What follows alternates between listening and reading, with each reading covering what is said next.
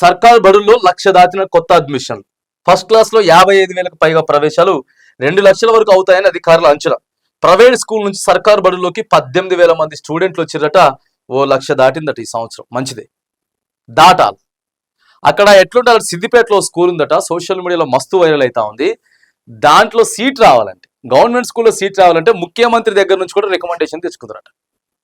అంటే అట్లా చేయాలి, ప్రతి స్కూల్ని కూడా అట్లా చేస్తే అక్కడ ఎమ్మెల్యేల రికమెండేషన్లు, ఆ రికమెండేషన్లు, ప్రభుత్వ స్కూల్లో సీటు రావాలంటే రికమెండేషన్ ఉండాలి. అప్పుడు ఎట్లా మారిపోతుంది వ్యవస్థ, ఈ ప్రైవేట్ స్కూల్ మొత్తం బంద్ చేసుకోవాల్సి వస్తుంది. అంతేగాని ఇప్పుడు కూడా ఎక్కడ చూసినాం మనం, ఈనాడులో అనుకుంటా, ఈనాడే చూడండి, ఇక ఇరుకు చదువులు ఇట్లా పెడితే ఎవరు రారు.